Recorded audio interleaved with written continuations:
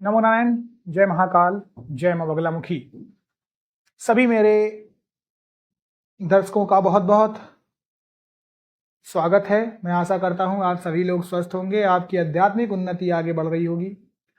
आज के मेरे वीडियो का टॉपिक है पूजा के दीपक में फूल बनने से।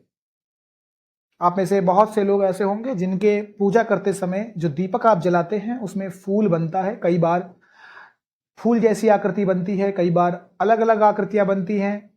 कुछ ऐसे भी तरीके होते हैं जिसमें अस्त्र शस्त्र बनते हैं। कभी गणेश जी बन रहे हैं, कभी हाथी बन रहे हैं, तलवार बन रही है, त्रिशूल भी बनता है, शंख बनता है और हाथी जैसे जानवर भी बन जाते हैं।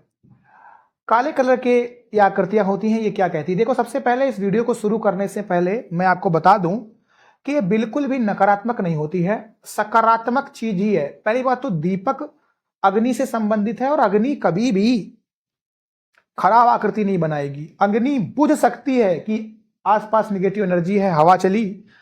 अब आग से हवा का इतना अच्छा तालमेल नहीं होता है, हालांकि आग पानी से शत्रुता रखती है, पर यहां पर उसको वो बुझा सकती है। तो आप जानते हैं कि भूत प्रेतों के अंदर केवल एक ही तत्व होता है, वो होता है वायु तत्व। तो वायु तत्व के द्वारा उस अग्नि को बुझाया जा सकता है, लेकिन उस अग्नि में दीपक के अंदर आकृति कभी भी बुरी शक्ति नहीं बना सकती है, क्योंकि इससे आकृति बनने से वो चीज जो बुरी शक्ति होगी वो 100% जल जाएगी।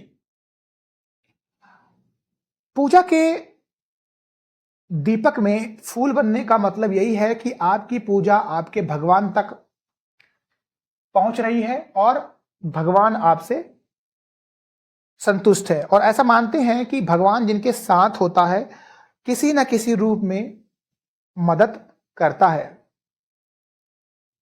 जब भी आपके दीपक में ऐसा फूल बनता है तो आप उसे किसी भी चिमटी से काट कर अलग रख सकते हैं और इससे आपकी ज्योति जो है, जो ज्योत जल रही है, वो ठीक जलेगी। और इस राख को आप बचाते जाएं। उसके बाद आप चाहें तो इसका तिलक लगा सकते हैं, तो ये काम कर सकते हैं। इससे सिद्ध तिलक बोल सकते हैं, वशीकरण होता है, आकर्षण बढ़ता है, भूत प्रेत नहीं आते हैं और किसी प्रकार की कोई नजर दोष नहीं लगती है। पूजा के लिए हमेशा बेला, चमेली, केसर, सफेद कमल, चंपा, कनेर, अपराजिता जैसे जो फूल होते हैं वो हमेशा अच्छे माने जाते हैं। गेंदा, कमल, डहलिया और गुलाब के फूल भी पूजा के लिए अच्छे माने जाते हैं। शास्त्रों के मुताबिक सुबह स्नान करने से पहले फूल तोड़ लेने चाहिए। पूजा में घी का दीपक जलाना शुभ माना जाता है, इससे नकारात्मकता और वास्तु दोष दूर होता है। पूजा के दौरान देवी देवताओं के सामने अलग अलग तरह के दीपक जलाए जाते हैं। पूजा में दीपक के नीचे चावल रखे जाते हैं और चावल को शुद्धता का प्रतीक माना जाता है। दीपक की जो लौ होती है वो इस बात को दर्शाती है कि आप सही से ईश्वर में ध्यान लगा रहे हैं। देखिए, अगर आप सही ढंग से ईश्वर पे विश्वास रखेंगे, ध्यान लगाएंगे, तो आपकी पूजा ईश्वर तक भी पहुंचती है। ईश्वर आपकी बात भी सुनते हैं और सबसे ज्यादा जो भोग में, आसन में, कलर में, हर चीजों में होता है, वो सबसे जरूरी होता है, वो होता है विश्वास। अगर आपको विश्वास नहीं है तो ईश्वर पत्थर ही हैं, मानो तो देवता, ना मानो तो पत्थर। और कहते हैं कि अगर आपका विश्वास अच्छा है तो पत्थरों में भी जान आ जाती है। तो सबसे पहले विश्वास करिएगा। अगर विश्वास है तो निश्चित ही आप देखेंगे आपकी सारी मनोकामनाएं पूर्ण होंगी, आपके पूजा के दीपक में भी फूल बनेगा।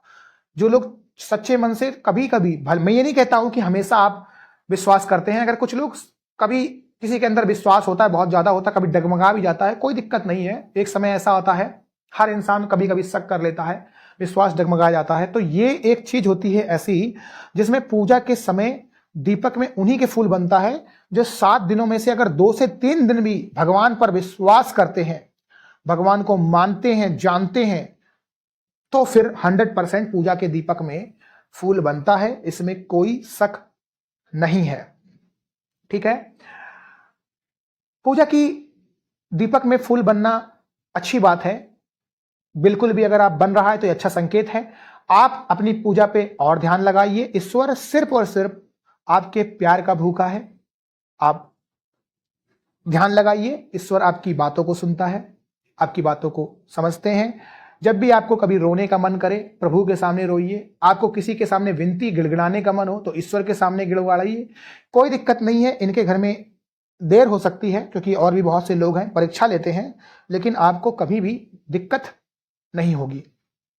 तो आपके भी दीपक की लौ में अगर फूल बन रहा है तो आपकी पूजा, टेंशन मत लीजिए, बिल्कुल इस चीज को भूल जाइएगा। आपकी पूजा 100% आपके इष्ट देव तक पहुंच रही है।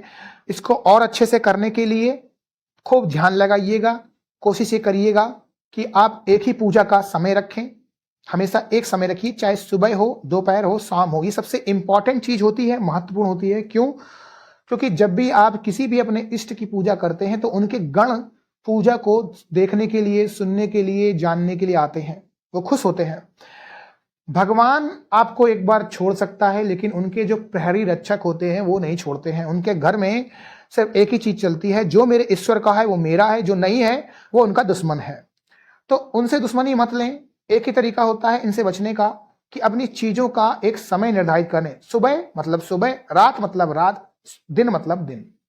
8 बजे हो सकती है, 9 बजे हो सकती है, समय से कोई मतलब नहीं है। राहु काल छोड़ के आप किसी भी समय कर सकते हैं। अच्छे से करिए और लाइफ में भगवान का साथ पाइए। जो लोग मेरे चैनल पर नए आए हैं वो लोग मेरे वीडियो को ज़्यादा से ज़्यादा लाइक करें, पसंद करें, और जो लोग मेरे चैनल पर पहले से हैं, बहुत बहुत धन्यवाद आपका इतना प्यार देने के लिए। आप सभी लोग खुश रहें, स्वस्थ रहें और आपकी आध्यात्मिक उन्नति आगे बढ़ती रहे। नमो नारायण। जय महाकाल, जय मां बगलामुखी।